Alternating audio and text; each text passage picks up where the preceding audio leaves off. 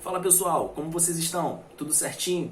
Bem, espero que sim, né? Galerinha, essa aula aqui ela vai se dividir em dois vídeos, tá? E ela é exclusiva para a turma de nono ano. Então, nono ano, por favor, pega a sua apostila e abra na página 339, capítulo 4. Bem, esse capítulo ele vai estar falando aí do reino das plantas, tá? Nós vamos estudar aqui as estruturas das plantas, beleza? As funções dessas estruturas e as características gerais. E aí eu já começo essa aula falando das características gerais dela. Bem, a planta vai ser um ser vivo, tá bom? Pluricelular, ou seja, muitas células, com células eucariontes. Você já sabe o que é uma célula eucarionte, é uma célula completa e uma célula complexa, né? Ou seja, vai ter muitas organelas ali dentro dessa célula.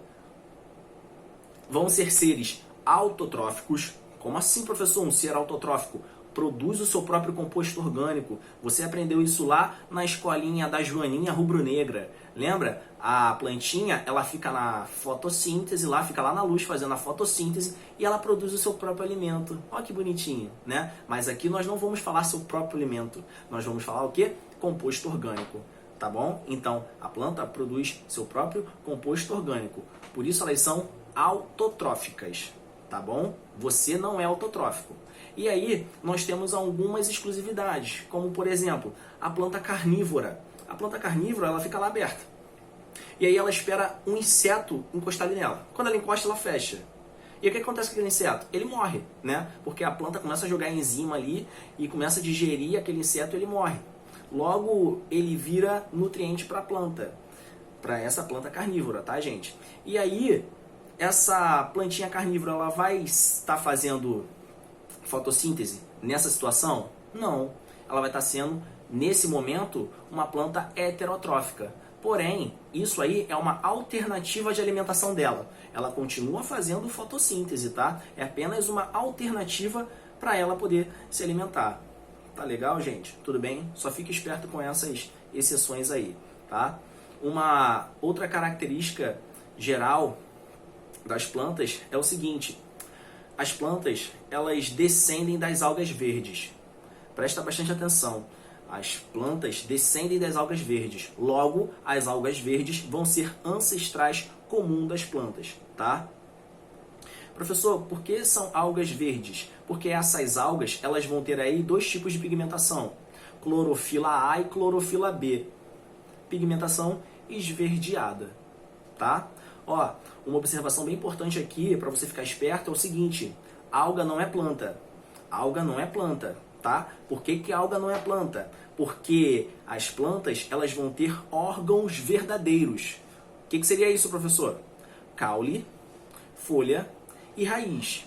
Caule, folha e raiz. As algas não têm isso, tá legal? As algas não vão ter isso. As algas vão ter filóide, cauloide, mas elas não vão ter órgãos verdadeiros.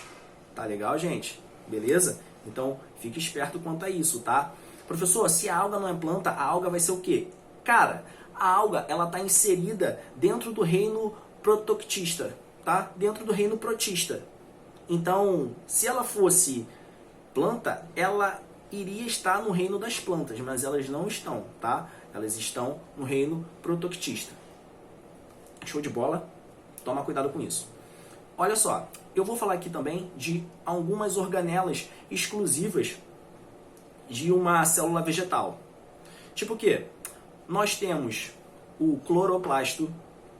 O cloroplasto vai ser responsável por fazer a clorofila, tá? É no cloroplasto que ocorre a fotossíntese, tá bom? Nós vamos ter aí vacúolos celulares. O que seria vacúolo, professor? Vacúolo são bolsas membranosas. Essas bolsas membranosas, elas podem servir como armazenamento de algumas pigmentações, como nós vamos também falar aqui, tá? E nós vamos ter também a parede celular. A parede celular de uma célula vegetal é aquela formada por celulose, é o que dá rigidez, é o que não faz essa célula explodir, tá legal? É a segunda proteção de uma célula vegetal. Tá legal, gente? Tudo bem? Tudo certo? Espero que todos estejam entendendo. Ó, nós vamos ter aqui também o glioxissomo. O que seria o glioxissomo?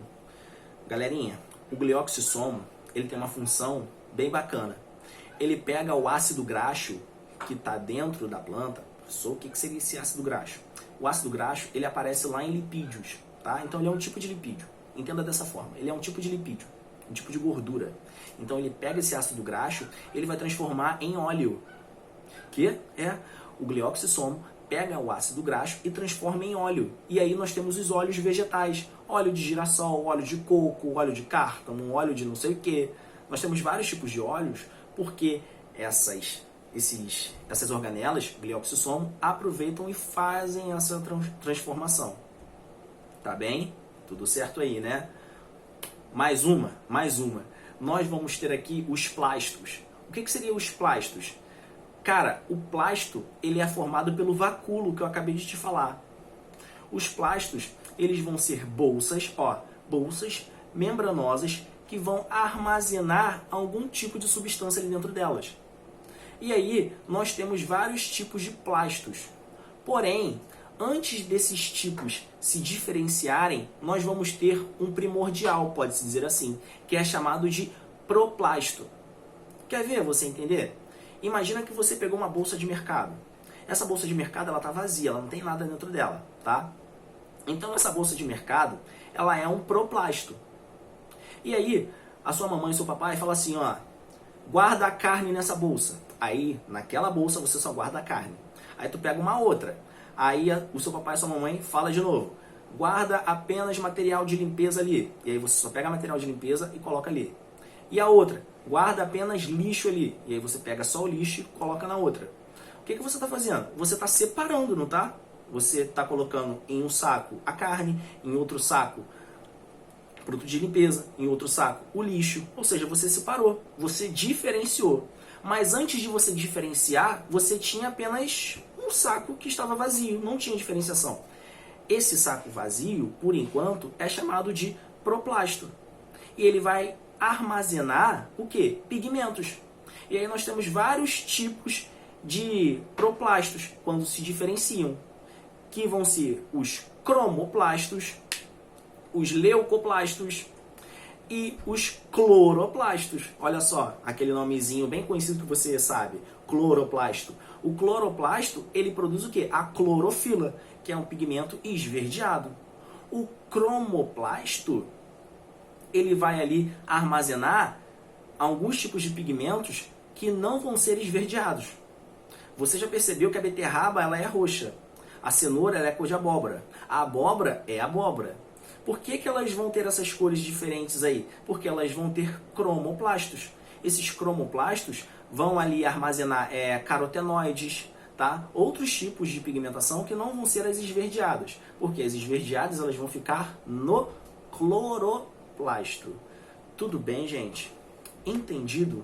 Tudo certinho? Ó, o leucoplasto, ele é uma exceçãozinha aí, porque dentro do leucoplasto você tem vários plastos, que é tipo assim, amidoplasto, tá? Proteinoplasto. O amidoplasto vai armazenar o quê? Amido. O proteinoplasto vai armazenar o quê? Proteína. E assim sucessivamente. Tá legal? Entendido essa parte? Eu posso então começar a falar das estruturas? Vamos para a estrutura então? Vamos para a estrutura? Então vamos lá. Galera, como eu estava falando, a planta é um ser vivo, né? E como todo ser vivo, ela nasce e tem que crescer, tem que se desenvolver. Esse desenvolvimento acontece por conta de algumas células específicas, tá? E aí nós vamos ver aqui células bem específicas das plantas. Por exemplo, quando eu falo de crescimento da planta, eu vou estar falando de uma célula chamada meristema. São chamadas de células meristemáticas. Essas células meristemáticas, nós temos dois tipos. Elas vão ter a função de crescimento da planta. Você, por exemplo, cresce em altura e cresce em espessura, né? Cresce. A planta também. Porém, o meristema que vai fazer o crescimento de altura dessa planta é chamado de meristema apical. Meristema apical tem a função de crescimento em comparação de altura. Agora, o meristema lateral é, espessamento, a grossura dessa planta, tá? Então, de novo, nós temos dois tipos de meristema: meristema apical, a altura, e meristema lateral, que é a largura, é a espessura, tá? Células meristemáticas têm função de crescimento da planta. Tudo bem? Dificuldades? Nenhuma, né?